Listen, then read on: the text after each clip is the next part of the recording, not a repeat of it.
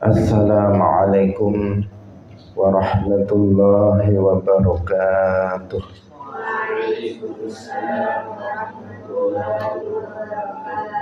Alhamdulillahi rabbil alamin. Lahun ni'matu wa lahul fadlu wa lahul thana'ul hasan. Wassalawatullahil barrir rahim wal malaikatil muqarrabin ala sayyidina wa maulana Muhammadin wa ala alihi wa ashabihi at-tayyibin at-tahirin. Allahumma la sahla illa ma ja'altahu sahla wa anta taj'alul hazna idza syi'ta sahla. Allahumma arzuqna al-ikhlasa fin niyyati wal qawli wal amal wa ba'du. Ila nabiyil mustafa sallallahu alaihi wasallam wa ikhwanihi minal anbiya'i wal mursalin wa syuhada'i was salihin, khususan ila sultanil awliya Syekh Abdul Qadir Al-Jilani wa Syekh Ahmad Ar-Rifai wa Syabahaidina Naqsyabandi wa Syekh Abdullah Al-Harari wa ila arwahi muassisi jam'iyati Nahdlatul Ulama Syekh Muhammad Hashim Ash'ari wa Syekh Bisri Sansuri wa Syekh Abdul Wahab Hasbuwah wa ila arwahi jami'i ahli al-qubur minal muslimin wal muslimat. Al-Fatihah. A'udzu billahi minasy syaithanir rajim. Bismillahirrahmanirrahim. Alhamdulillahi rabbil alamin. Ar-Rahmanir Rahim. Maliki yaumiddin. Iyyaka na'budu wa iyyaka nasta'in. Ihdinas siratal mustaqim. Siratal ladzina an'amta 'alaihim ghairil maghdubi 'alaihim waladdallin. Amin. Hadirin hadirat kaum muslimin muslimat, pemirsa Madu TV rahimakumullah. Alhamdulillah, kita bersyukur kepada Allah Subhanahu wa taala. Pada pagi hari ini Allah Subhanahu wa taala masih melimpahkan nikmat-nikmatnya kepada kita semuanya. Nikmat yang sangat banyak yang tidak terhitung jumlahnya. Terutama nikmat iman Islam yang merupakan nikmat teragung yang Allah anugerahkan kepada para hambanya. Salawat dan salam semoga tetap terlimpahkan kepada Nabi Agung, makhluk yang termulia, Khatamun Nabiyyin, Nabi Agung Nabi Muhammad sallallahu alaihi wasallam, para sahabatnya, keluarganya, serta seluruh umat Islam yang mengikuti beliau ila yaumil qiyamah. Hadirin rahimakumullah, kita pagi hari ini melanjutkan hadis nomor 247. Kita ikhlaskan niat kita lillahi ta'ala. Qala al-musannif rahimahullahu ta'ala an ibni Umar radhiyallahu anhuma anna Rasulullah sallallahu alaihi wasallam qala innal ghadira yurfa'u lahu liwa'un yawmal qiyamati fayuqalu hadhihi ghadratu fulan ibni fulan. Ani ibni Umar, saking ibni Umar, Abdullah ibni Umar radhiyallahu anhuma anna Rasulullah, saat temane Rasulullah sallallahu alaihi wasallam iku qala, wasdawuh sapa Rasulullah, innal ghadira, saat temane wong kang khianat, iku yurfa'u dan angkat lahu ketuwe wong kang lahu ketuwe al-ghadir apa liwaun gendera yaumal qiyamati ing dalem dina kiamat. Fayuqalu nuliten ucapaken hadhihi utawi iki iku ghadratu fulan ibni fulan khianate fulan anake fulan. Diriwayatkan dari Abdullah bin Umar radhiyallahu anhuma bahwa Rasulullah sallallahu alaihi wasallam bersabda, sesungguhnya orang yang berkhianat pada hari kiamat akan dikibarkan sebuah bendera untuknya. Kemudian dikatakan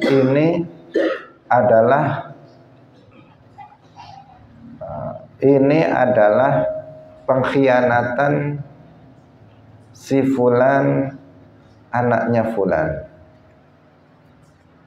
Hadirin rahimakumullah, hadis ini menunjukkan kepada kita tentang bahayanya dosa ghadr, yaitu berkhianat. Berkhianat itu menulayai, yang dimaksud ghadr di sini adalah menulayai janjinya. Al-ghadr meskipun terhadap orang kafir itu hukumnya adalah haram. Jadi al-ghadr meskipun kepada orang kafir itu hukumnya haram. Al-ghadr itu biasanya bersifat sembunyi-sembunyi. Pada umumnya dilakukan secara sembunyi-sembunyi. Seperti kalau misalnya seseorang mengatakan tenang saja, kamu aman di sini. Kemudian ternyata dia kemudian secara sembunyi-sembunyi dia memberitahukan kepada orang yang ingin membunuhnya atau ingin menangkapnya, ingin menzaliminya. Kemudian dia pun tidak aman di tempat tersebut. Ini yang dimaksud dengan al-ghadr. Ini hukumnya haram. Dan nanti pada hari kiamat salah satu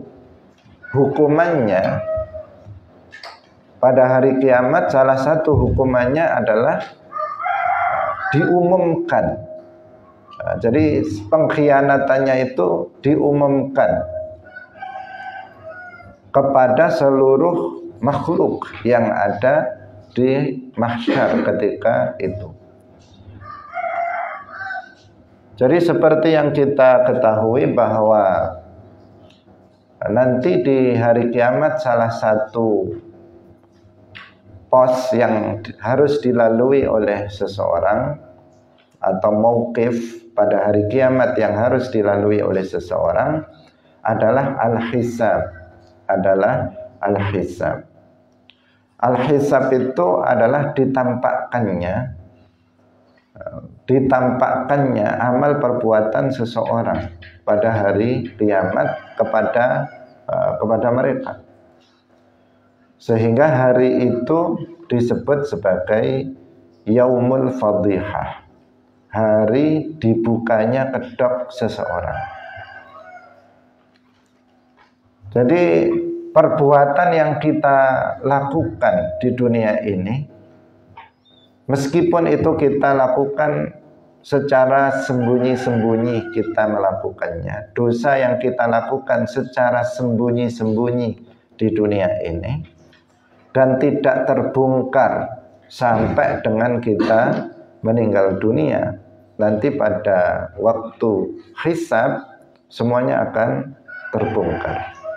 Semuanya akan diperlihatkan kepada semua manusia di mahsyar. Ketika tentu ini menjadi sebuah hukuman yang sangat berat. Hukuman yang sangat berat bagi seseorang. Bagaimana di dunia ini kita tidak ingin aib kita itu diketahui oleh teman-teman kita. Di dunia ini kita tidak ingin aib kita diketahui oleh tetangga-tetangga kita. Kita tidak ingin aib kita diketahui oleh banyak orang di dunia ini. Ketika terbongkar, maka kita malunya bukan main. Ketika terbongkar, maka kita menjadi bisa stres, bahkan bisa seseorang bisa bunuh diri, seseorang bisa langsung sakit, seseorang bisa langsung dia bahkan pingsan dan seterusnya. Kenapa? Karena tidak tahan dengan malu, karena aib dia terbongkar di antara khalayak teman-temannya atau di masyarakat secara luas. Nah, itu sesuatu hal yang menjadi hukuman tersendiri bagi dia. Sedangkan di hari kiamat nanti yang akan diberitahukan tentang perbuatan kita, perbuatan buruk yang kita lakukan di dunia, itu diberitahukan bukan hanya kepada teman-teman kita, bukan hanya kepada tetangga-tetangga kita, tetapi kepada seluruh manusia dan jin, mulai dari zaman Nabi Adam sampai nanti pada hari kiamat. Dikasih bendera. Para pelaku, khususnya di sini al-ghadir, para pengkhianat, itu diberikan bendera yang menunjukkan apa? Namanya sudah ada bendera. Bendera itu untuk alamah. Bendera itu untuk tanda. Jadi ada tanda, ini adalah pengkhianat. Dan ironisnya lagi bahwa namanya disebut, dikatakan hadhihi ghadratu fulan ibni fulan. Bukan hanya nama dia saja yang disebut, tetapi juga nama bapaknya. Jadi yang malu bukan hanya dia, tetapi bapaknya juga malu. Misalnya ini adalah bendera tanda dari dosa pengkhianatan dari si fulan, nama orang itu disebut, anaknya si fulan, bapaknya juga disebut. Karena pada hari kiamat memang seseorang itu dipanggil dengan nama dia dan nama orang tuanya. Dalam sebuah hadis yang lainnya disebutkan bahwa nanti pada hari kiamat itu seseorang dipanggil dengan namanya dan nama orang tuanya. Karena itu fahassinu asma'akum, maka perbaikilah nama kalian. Kita kalau buat nama yang bagus untuk anak-anak kita. Kalau namanya nggak bagus, diganti. Karena apa? Biar nggak malu nanti pada hari kiamat, karena nanti kita akan dipanggil pada hari kiamat dengan nama kita dan juga dengan nama orang tua kita. Kalau namanya jelek misalnya, kan ya malu, namanya jelek. Maka kasihlah, ini perintah dalam syarak, perintah Nabi, agar kita memperbaiki atau membuat nama yang bagus untuk anak-anak kita. Dan nama yang paling bagus, khairul asma, itu Abdullah wa Abdurrahman. Abdullah dan Abdurrahman itu nama-nama yang paling bagus, atau nama-nama abad yang disandarkan kepada nama-nama Allah. Misalnya Abdul Rahim, Abdul Latif dan sebagainya. Itu nama yang bagus yang diberikan, yang bisa kita berikan kepada anak-anak kita. Atau nama-nama nabi yang lain, diberi nama Musa atau Isa, diberi nama Ibrahim misalnya. Itu adalah nama-nama yang bagus. Atau diberikan nama-nama malaikat, misalnya namanya Mikail atau Jibril, itu adalah nama yang bagus. Atau nama-nama misalnya nama-nama orang soleh, orang-orang para wali, diberikan nama-namanya wali sebagai tafaulan agar anaknya menjadi anak-anak yang soleh. Atau nama-nama yang penting memiliki makna yang bagus, memiliki makna yang bagus untuk anak tersebut. Atau nama-nama sahabat, diberi nama misalnya Abu Bakar, atau diberi nama Utsman, atau diberi nama Ali, atau diberi nama Umar, dan seterusnya. Itu nama-nama yang bagus.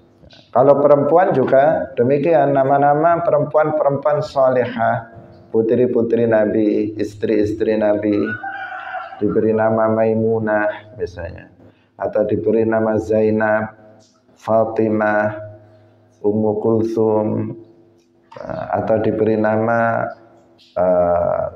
Asiyah, atau Maryam, Aisyah, dan seterusnya. Itu adalah nama-nama yang bagus yang bisa diberikan kepada anak-anak perempuan. Karena nanti pada hari kiamat seseorang akan dipanggil dengan namanya itu dan juga dengan nama bapaknya. Kalau sempat namanya jelek, nanti kan kasihan dia, malu di hadapan seluruh makhluk dipanggil namanya misalnya apa nama yang jelek. Kalau di Jawa ini macam-macam nama yang kadang namanya itu sangat jelek, tidak memiliki makna, atau ada maknanya tetapi maknanya sangat buruk. Hadirin rahimakumullah. Jadi nanti di sini itu tadi tambahan faedah. Di sini disebutkan seseorang namanya juga akan disebut kalau dia sebagai ghadir, seorang pengkhianat, dikasih bendera khusus yang kemudian khusus untuk para pengkhianat. Ketika di dunia kan dia nggak tahu kalau dia ini si pengkhianat, suka mengkhianati temannya, suka mengkhianati orang lain. Nggak ketahuan, tetapi ketika di sana kemudian diberitahukan secara umum, dimasyhurkan bahwa dia adalah seorang pengkhianat dengan bendera khusus, dan dipanggil dengan nama dia bahwa si fulan ibnu fulan itu adalah seorang pengkhianat. Maka sangat malu di saat itu dia, dan itu menjadi hukuman tersendiri bagi dia selain hukuman yang lebih berat berikutnya. Hadirin rahimakumullah. Kita lanjutkan pada hadis berikutnya. An Aisyah radhiyallahu anha, 'an Nabiy sallallahu alaihi wasallam qala: La yaqulanna ahadukum habusat nafsi, walakin liyaqul laqisat nafsi. An Aisyah saking Aisyah radhiyallahu anha, anin Nabi saking Kanjeng Nabi sallallahu alaihi wasallam, qala wasdawu sapa Kanjeng Nabi, la yaqulanna, aja ngucap temen sapa ahadukum salah siji sira kabeh, khabuthat nafsi.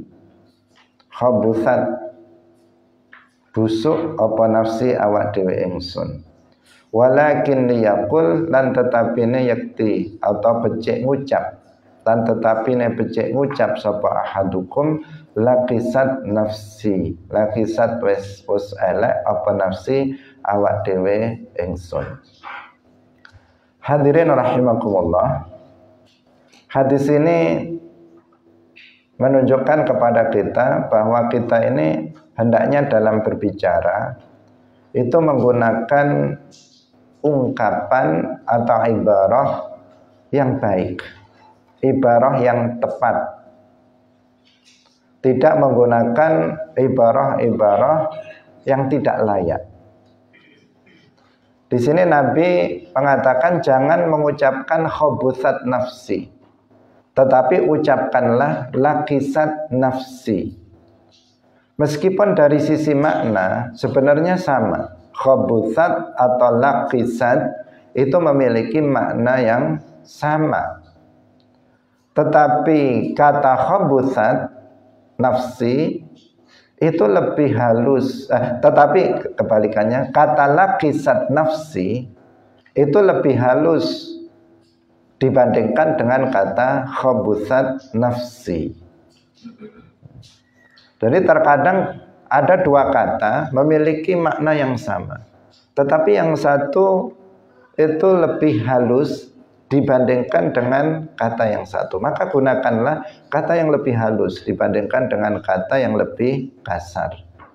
Nah, kata yang yang konotasinya lebih buruk hendaknya ditinggalkan. Memakai kata-kata yang lebih sopan, kata-kata yang lebih halus, kata-kata yang lebih baik. Nah, lakisat dan khabithat itu maknanya sama. Maknanya itu ya sesuatu hal yang buruk. Sesuatu hal yang buruk itu makna dari lakisat maupun khabuthat. Baik itu dalam hal buruk, itu buruk dalam misalnya ucapan, kata-kata yang bohong, atau perbuatan yang buruk dalam atau sikap yang buruk, itu makna dari khabuthat atau lakisat. Tetapi kata lakisat itu lebih sopan, itu lebih baik dibandingkan dengan kata-kata khabuthat. Karena itu Nabi memerintahkan agar tidak mengucapkan kata ini, jangan pakai ungkapan ini, tetapi jangan pakai ungkapan khabuthat nafsi, tetapi pakailah ungkapan lakisat nafsi. Ini memberikan pelajaran kepada kita semuanya bahwa dalam berkata-kata pakailah ungkapan yang baik. Jangan menggunakan kata-kata yang buruk meskipun maknanya itu sama. Meskipun ungkapannya itu sama. Karena hampir setiap kata itu ada pilihan kata-kata yang kita dituntut untuk memilih mana kata yang lebih halus dibandingkan yang lain. Dalam bahasa Arab maupun dalam bahasa Indonesia, termasuk dalam bahasa Jawa dan dalam bahasa apapun, itu ada kata-kata yang terdengar kasar, ada kata-kata yang terdengar terdengar buruk. Kalau kita misalnya mengatakan dia perempuan nakal misalnya, dengan kita mengatakan dia perempuan kurang baik misalnya, kan beda itu. Kalau nakal itu kayak bagaimana gitu, kayak dia seorang pelacur atau itu dikatakan nakal, bahasa. Tapi kalau kita memakai misalnya dia perempuan yang kurang baik misalnya, itu kan agak halus kata-katanya, atau dengan kosakata yang lainnya yang itu lebih bagus. Sehingga sering dalam bahasa Indonesia misalnya untuk seorang penzina itu ada bahasa sendiri, yaitu pakai bahasa yang sekarang terkenal itu, bukan, kalau itu ada juga, atau bahasa yang sekarang itu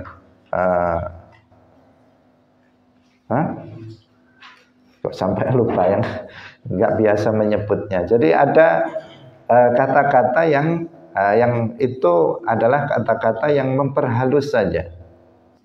Yang PSK misalnya, dikatakan PSK, padahal dia adalah pelacur, tapi dikasih singkatan yang tidak semua orang tahu singkatannya misal. Jadi diperhalus. Ada orang gelandangan, kemudian diberi kata-kata bukan dia gelandangan, tetapi dia seorang tunawisma misalnya. Ada orang buta, kemudian dikasih bahasa tunanetra misalnya, dan sebagainya. Ada orang bisu, dia tidak dikatakan dia bisu, tetapi dikatakan wicara dan seterusnya.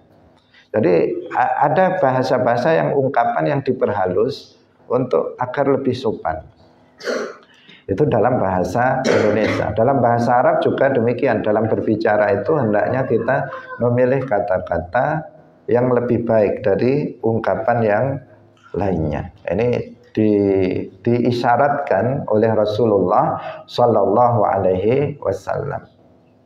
Hendaknya kalian tidak mengatakan khabuthat nafsi, tetapi hendaknya mengatakan lakisat nafsi. Ini hanya maknanya sama, tetapi Nabi menganjurkan untuk menggunakan istilah yang ini bukan yang ini. Nah, demikian juga kalau nama tadi kita sebutkan. Kalau nama kita buruk, berarti boleh diganti. Nah, karena di sini kalau seseorang mengatakan khabuthat, ganti dengan lakisat. Jangan pakai khabuthat tetapi pakai lakisat. Kalau seseorang itu namanya buruk, dan hendaknya dia diganti dengan nama yang lain. Karena nama itu tidak semua nama itu boleh. Ada nama itu yang haram untuk dipakai sehingga wajib untuk diganti. Misalnya ada seseorang namanya Ar-Rahman, maka ini wajib diganti. Ada seseorang namanya Al-Khaliq, wajib untuk diganti.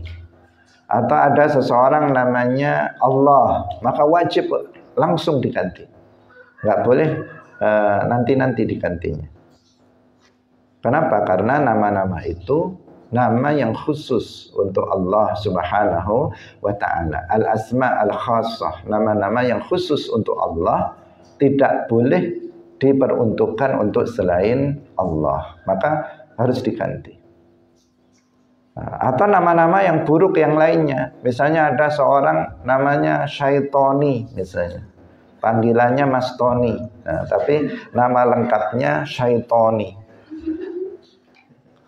Maka dia apa? Ya diganti, itu nama jelek. Syaiton itu nama jelek, itu adalah kafir jin yang perbuatannya, yang dia kafir, yang dia nama yang buruk. Atau ada seseorang namanya Fir'aun misalnya, diberi nama Fir'aun, maka ya diganti. Atau anaknya misalnya namanya Iblis, maka diganti. Atau kalau seseorang misalnya memberi nama anaknya Jahannam, karena ada disebut di dalam Al-Quran, kemudian diberi nama Jahannam, Jahannama, panggilannya nama misalnya. Maka ini apa? Diganti nama-nama yang buruk seperti ini kan ungkapan istilah yang buruk hendaknya diganti. Dan itu tidak apa-apa, tidak apa-apa. Nggak harus selamatan atau harus buat jenang abang, jenang merah. Ya kalau dibuat juga nggak apa-apa, untuk sebagai tanda untuk mengganti nama. Kalian yang di sini misalnya namanya kok nggak bagus, bisa diganti. Terkadang nama nggak ada artinya sama sekali, atau artinya nggak jelas, misalnya nggak ada ini nama siapa. Kadang ada nama artis yang dipakai yang nggak jelas apa namanya, apa maknanya. Meskipun tidak harus ada namanya, tidak harus ada maknanya. Nama itu tidak harus ada maknanya, tetapi jangan yang maknanya buruk. Karena nama-nama misalnya Tolha misalnya, itu kan apa maknanya? Misalnya Zaid atau nama-nama lainnya, banyak nama itu yang nggak ada maknanya, tetapi itu nama dari para sahabat, itu nama dari orang-orang soleh misalnya. Maka kita boleh menamai anak kita dengan nama-nama tersebut. Ini kembali kepada nama, karena di sini juga istilah itu sama juga dengan nama. Itu yang kalau buruk maka kita boleh untuk menggantinya. Jadi tabdil al-ism, penggantian nama itu sesuatu hal yang tidak dilarang, bahkan disunnahkan. Bahkan disunnahkan untuk mengganti nama yang buruk, apalagi kadang bahkan wajib tadi. Ada yang wajib kalau memang melanggar syarak. Jadi memberi nama itu terkadang juga melanggar syarak. Tidak semaunya seseorang membuat nama orang lain. Sehingga kalau kalian misalnya memiliki anak dan mau memberi nama anaknya, hendaknya konsultasi dengan orang yang paham, dengan ustadz atau dengan kiai, untuk bertanya gimana kalau nama ini baik apa enggak, atau langsung minta nama. Tapi kalau minta nama ya harus siap dengan nama apapun, jangan kemudian nggak siap. Misalnya minta nama anak saya, ya udah kasih Khadijah saja, ya udah diterima Khadijah. Jangan ini kok namanya kok lawas ini, sudah kuno ini. Jangan seperti itu. Namanya minta ya dikasih, diterima. Padahal itu nama istri Rasulullah Shallallahu Alaihi Wasallam yang tentu saja sangat, beliau orang mulia, salihah, yang apabila anak perempuannya dikasih nama Khadijah, diharapkan nanti akan seperti Sayyidah Khadijah. Tapi bukan Khadijah ini, kita yang lain, atau Aisyah misalnya. Jadi Maimunah, terkadang nama-nama istri Nabi orang sekarang banyak orang yang nggak mau pakai karena dianggap sudah kuno, sudah ketinggalan zaman. Namanya Maimunah itu haknya sudah dihilangkan jadi Maimunah, panggilannya Munah, padahal Maimunah ada haknya dan seterusnya. Jadi kalau buruk ganti, silahkan diganti. Kalian misalnya ada yang merasa namanya buruk minta diganti, saya ganti nanti. An Abi Hurairah radhiyallahu anhu qala Rasulullah sallallahu alaihi wasallam qala Allah ta'ala qala wasdawa sapa Rasulullah sallallahu alaihi wasallam qala Allah ta'ala. Berarti ini namanya apa? Al-haditsul qudsi. Hadis yang dimulai dengan qala Rasulullah qala Allah ta'ala namanya al-haditsul qudsi.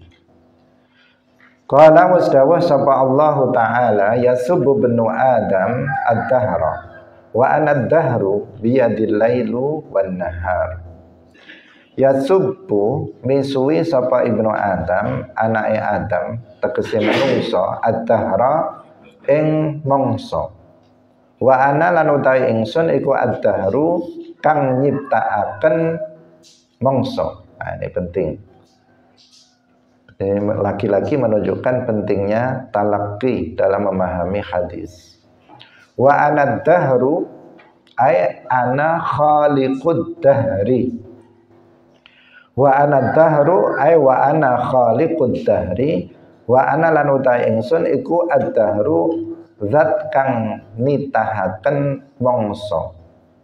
Biadi iku ing dalem kekuasaan ingsun. Yadi di situ artinya bayat, artinya yadullah, artinya kekuasaan. Biyadi ing dalam kekuasaan ingsun al-lailu utawi wengi wan naharu lan awan. Ini termasuk disebut hadis mutasyabihat yang kita harus berhati-hati dalam memaknainya. Tidak boleh dimaknai secara zahir. Karena jika diartikan secara zahir, maka maknanya rusak. Bahkan kalau diyakini menjadikan akidah seseorang itu rusak. Makna zahir dari hadis ini dikatakan bahwa Allah itu adalah masa. Dikatakan wa anad dahru, itu dikatakan makna zahirna, dan saya Allah itu adalah masa. Padahal para ulama mengatakan maksudnya wa anad dahru adalah bahwa saya adalah pencipta masa. Biyadi al-lailu wan nahar, makna zahirnya yang ini tidak boleh diyakini, makna zahirnya tidak boleh diyakini, mengatakan di tanganku itu ada malam dan siang.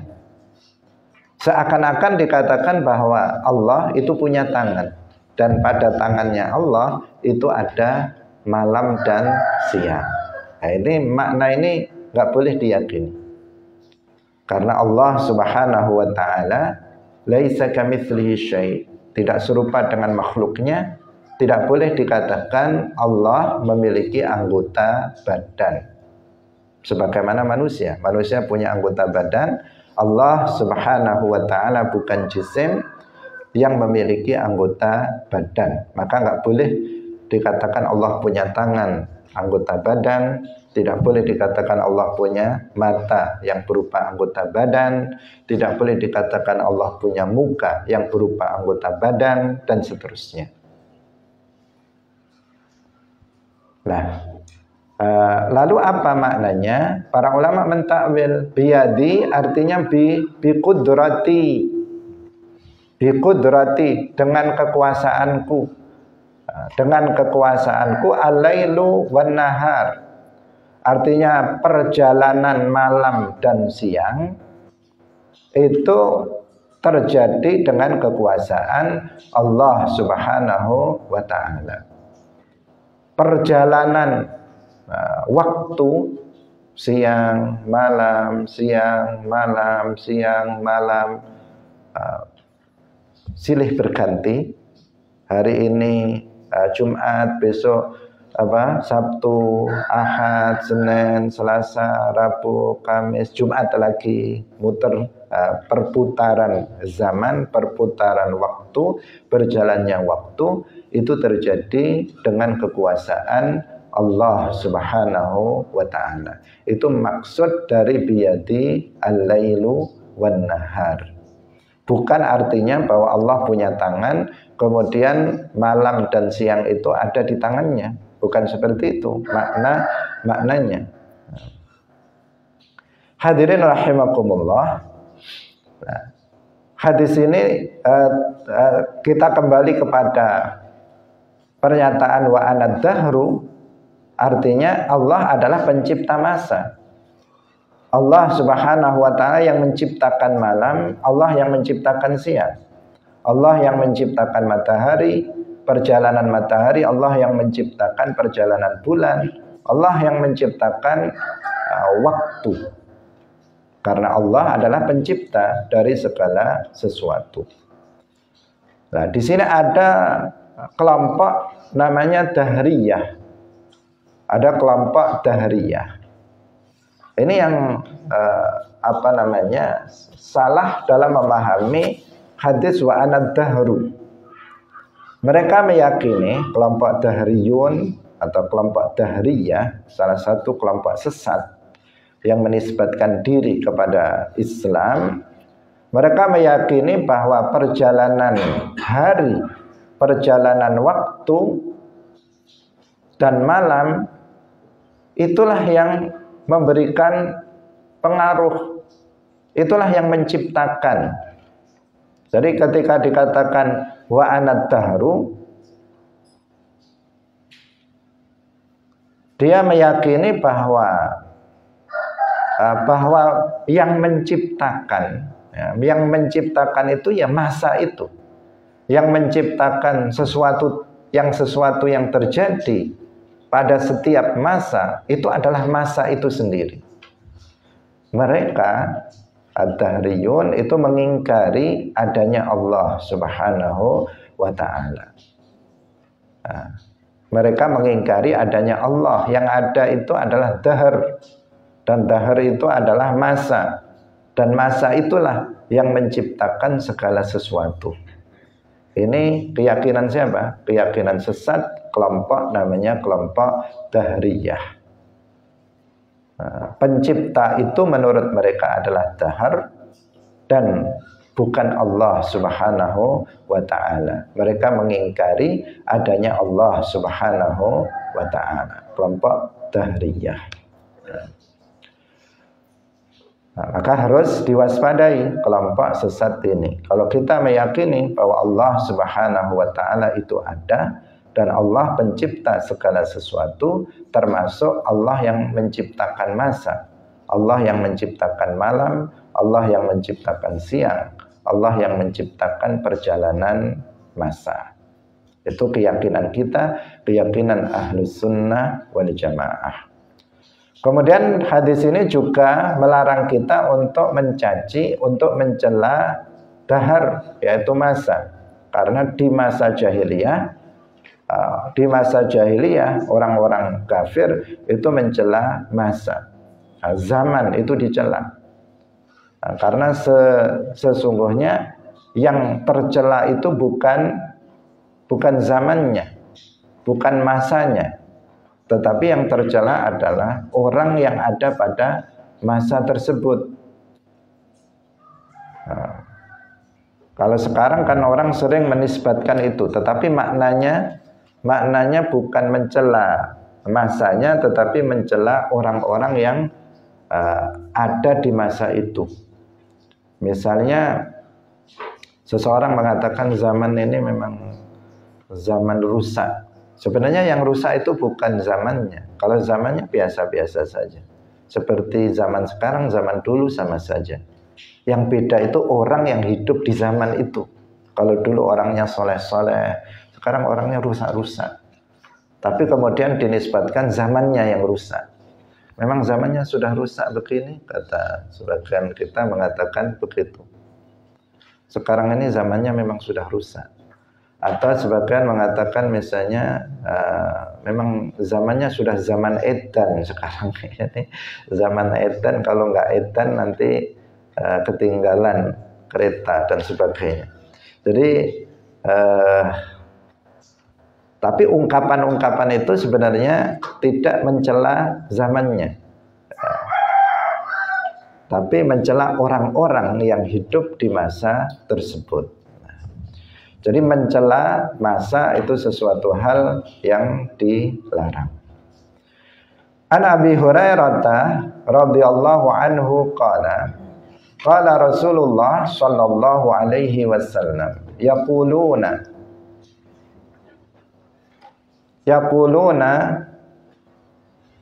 padha ngucap sapa wong akeh, padha ngucap sapa wong akeh al-karmu. Di sini ada kata-kata yang yang dihilangkan. Yaquluna padha ngucap sapa wong akeh al-karmu atau syajaratul inabi iku al-karmu. Syajaratul inabi kata-kata yang mahdzuf. Wit anggur iku al-karmu karm. Innamal karmu angin pestine utawi karm iku qalbul mukmini, atine wong mukmin.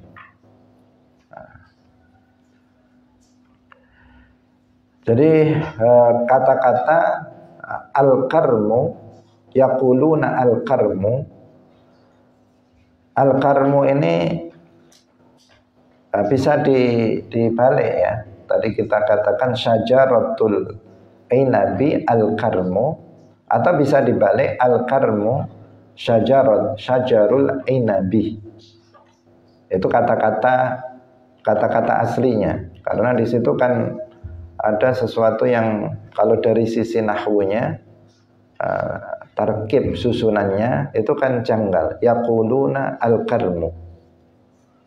Mereka mengatakan al-karmu. Maksudnya gimana itu al-karmu? Seperti ada yang hilang. Dan memang ada yang hilang dari kata-kata itu. Dan itu boleh dalam bahasa Arab, diperbolehkan karena sudah dianggap maklum. Jadi ada yang mahdzuf, ada yang dihilangkan, yaitu kata al-karmu itu mubtada, khabarnya syajarul inabi. Atau dibalik misalnya syajarul ainabi al-karmu atau al-karmu syajarul ainabi. Mubtada'nya atau khabarnya yang mahdzuf. Al-karmu syajarul ainabi. Karam itu adalah pohon dari pohon dari anggur. Jadi karmon dalam bahasa Arab, karmon itu biasa digunakan untuk mengungkapkan pohon anggur. Pohon anggur. Kalau pohonnya kurma itu namanya apa?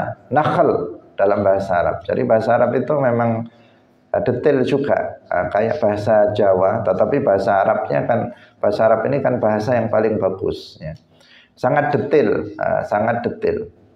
Artinya setiap bahkan buah-buahan seperti kurma, demikian juga anggur, itu namanya beda-beda. Ketika masih mentah itu beda, ketika sudah matang itu beda, ketika sudah kering itu beda lagi namanya. Termasuk pohonnya itu juga punya nama sendiri. Kalau pohonnya anggur itu namanya karmun. Kalau pohonnya kurma itu namanya nakhlun.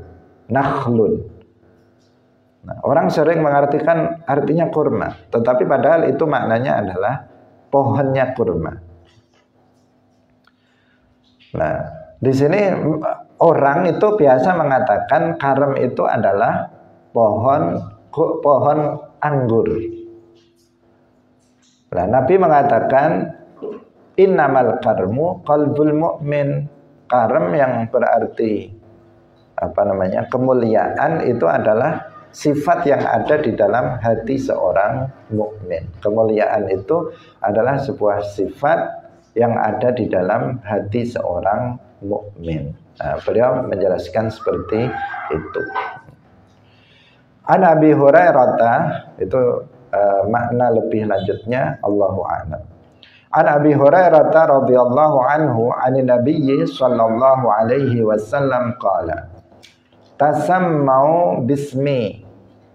Qala usdawu sapa Kanjeng Nabi sallallahu alaihi wasallam tasammau gawe jeneng sapa sira kabeh bismi kelawan asma ingsun.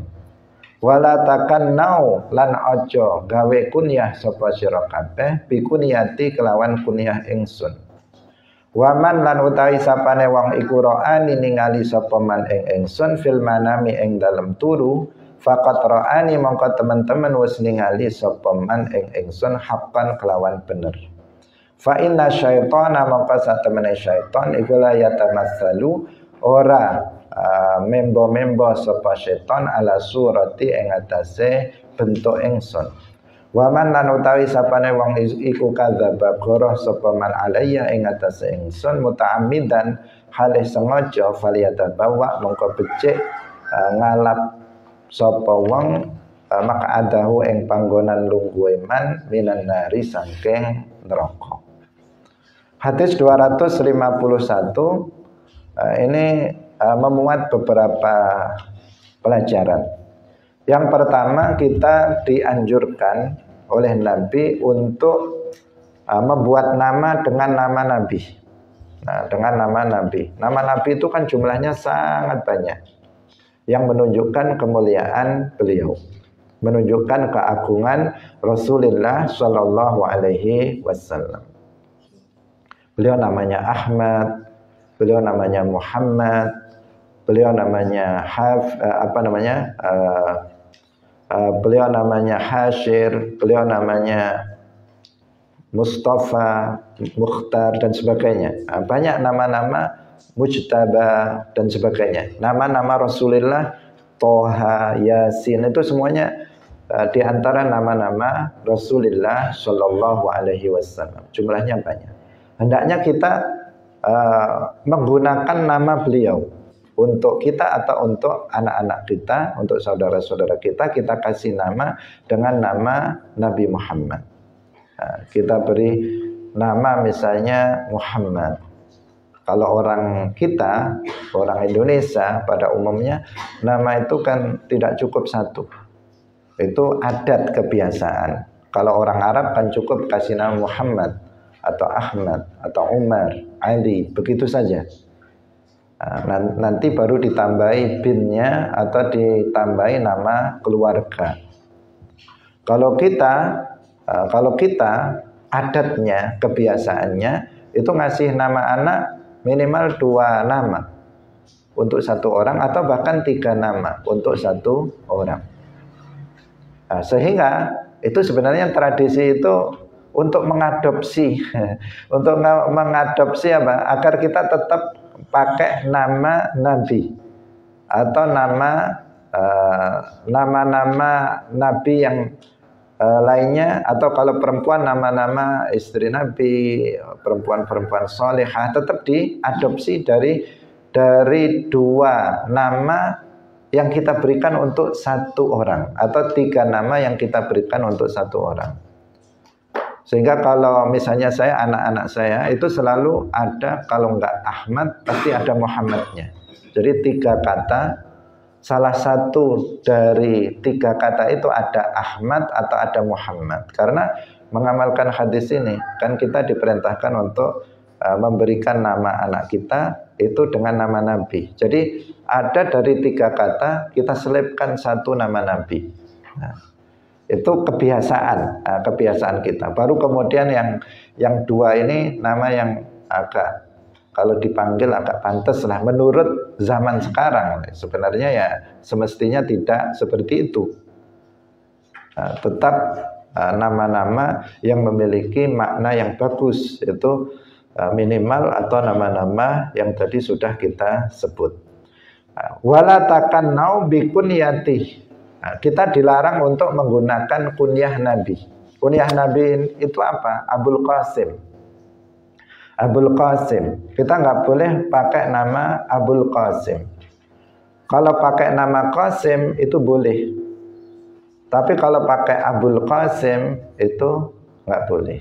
Karena itu hanya untuk Nabi Shallallahu Alaihi Wasallam. Karena itulah kalau dalam kita mengucapkan 2 kalimat syahadat, untuk syahadat yang kedua, apabila seseorang nggak mampu untuk mengucapkan Muhammad, pakai pakai Muhammad, dia nggak bisa mengucapkan haknya misalnya, sehingga dia mengatakan Muhammad atau Muhammad, maka di sini disuruh untuk menggantinya dengan nama kunyah Nabi dengan mengatakan wa asyhadu anna Abul Qasim Rasulullah. Itu boleh. Kenapa? Karena Abul Qasim itu kunyahnya hanya untuk Nabi, tidak untuk selain Nabi. Dan kita nggak boleh memberikan nama anak kita dengan kunyahnya Nabi, dengan memberi nama misalnya diberi nama Abul Qasim, itu nggak boleh. Nah, berdasarkan hadis ini, wala takannau bi kunyati. Kemudian waman ra'ani fil manami faqad ra'ani haqqo. Ini sudah sering kita jelaskan. Barang siapa yang melihatku dalam tidur, maka dia benar-benar telah melihatku. Karena syaitan itu tidak bisa dia merubah wujudnya dalam bentukku. Ini keutamaan orang yang bermimpi melihat Rasulullah Shallallahu Alaihi Wasallam. Kalau ada seseorang yang dia bermimpi melihat Nabi dalam wujud yang asli, yang asli itu maksudnya sesuai dengan sifat-sifatnya yang dijelaskan dalam hadis-hadis Nabi. Beliau berperawakan sedang, tidak terlalu tinggi, tidak terlalu pendek, sedang tetapi lebih ke tinggi. Misalnya kulitnya putih kemerah-merahan, misalnya dia melihat dalam wujud seperti yang disifatkan dalam hadis-hadis Nabi. Berarti itu memang wujud asli Nabi. Maka kalau ada orang seperti itu, maka sepakat bahwa dia mendapatkan busyra, dia mendapatkan kabar gembira bahwa dia akan mati dalam keadaan husnul khatimah. mati dalam keadaan muslim, dan dia akan masuk surga tanpa azab. Kalau ada orang yang mendapatkan anugerah seperti itu, melihat Nabi dalam wujudnya yang asli. Tapi kalau ada seseorang yang melihat Nabi dalam tidurnya, itu tidak dalam wujud yang asli. Misalnya dia melihat Nabi dalam bentuk seorang bayi, tapi dalam hatinya dia meyakini itu Nabi. Atau dia melihat Nabi dalam wujud orang lain, tetapi dia meyakini tertanam dalam hatinya waktu mimpi itu bahwa itu adalah Nabi. Maka di sini ada khilaf di antara para ulama. Sebagian mengatakan dia juga mendapatkan busyra, kabar gembira bahwa dia akan mati husnul khotimah. Tetapi sebagian ulama ada yang mengatakan enggak. Ada yang mengatakan enggak. Tetapi mayoritas para ulama itu mengatakan bahwa dia juga sama. Dia mendapatkan busyra berupa akan mati dalam keadaan husnul khatimah. Ini fadilah, keutamaan orang yang bermimpi melihat Rasulullah Shallallahu Alaihi Wasallam.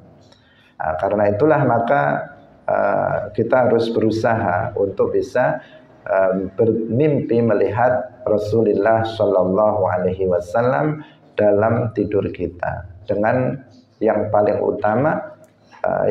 utama adalah dengan beriman kepadanya, dengan mentaatinya, dengan kemudian meneladani akhlaknya, dengan memperjuangkan ajaran agamanya, dengan memperbanyak sholawat dan seterusnya. Itu usaha-usaha agar kita bisa mendapatkan anugerah, bisa melihat Rasulullah Shallallahu Alaihi Wasallam dalam mimpi. Wa man kadzaba alayya muta'ammidan falyatabawwa maq'adahu minan nar.